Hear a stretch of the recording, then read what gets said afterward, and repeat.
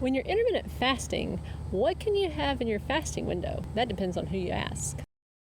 But you're asking me, so I'm going to give you my opinion and how I approach this whole topic. Basically, I would say, just don't eat. And I know that's oversimplifying it because people are going to say, well, what about coffee and what about Diet Coke and all this stuff? So I'll let you know how my fasting window kind of evolved, because it certainly has changed over the course of time. First of all, when I started intermittent fasting, I had sugar in my coffee, and I had a tablespoon of sugar every time I had a cup of coffee, and I was probably drinking 3 cups a day. But I did find that sugar did make me hungrier, which then made my fasting window harder to stick with. So I did start to wean myself off of sugar, and I was able to do that very gradually, but eventually I did get to the point where I was only drinking half and half in my coffee. Especially with coffee in particular, it was in the beginning the thing that was like, if I could just make it through the fasting window, a lot of times I would get really hungry, and then I would have some coffee, and then it was like my hunger was gone and I was able to stick with my fasting window. So ultimately, it was like coffee was kind of a crutch to get me through the fasting window. Now I drink coffee just because I love coffee. And that's how I do it. I drink coffee with half and half 3 times a day. So, I'm pretty laid back. I know that some people would say, oh, you can't have any calories at all, nothing aside from water. But I'm just more of the opinion, the main thing is just don't eat. So like gum, for example, people ask me this all the time, like, can I have a piece of gum? And I remember when I was first starting intermittent fasting, I needed some gum, like anything to just put in my mouth and chew on.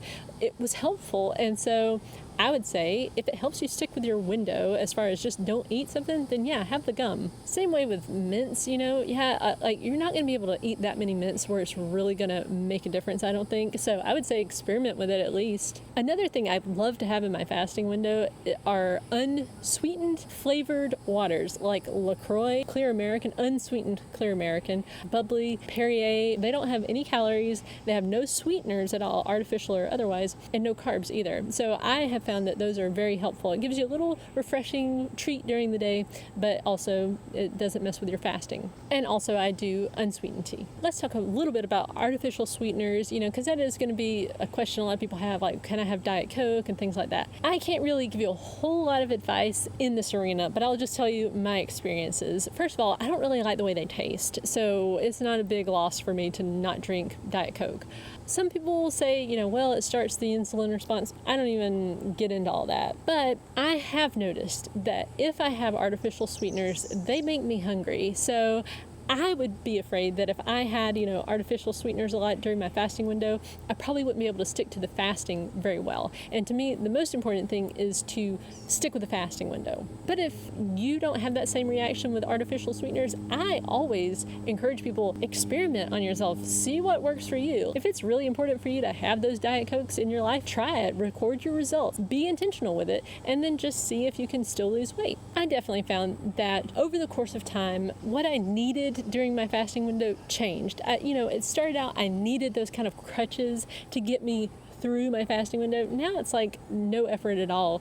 I could do it with nothing at all. I could just have water, but I like having those things in my fasting window. And again, I'm all about making this as easy as possible. And so my encouragement to you would be, if you do find that you need those things, like you need those pieces of gum, or you need that certain kind of beverage in your life, then try it and see if it works for you. I'm curious to know, what do you allow yourself in your fasting window, and what have your results been? And I know that people get a lot of help when they see in the comments like, oh, this person does this and this person does that.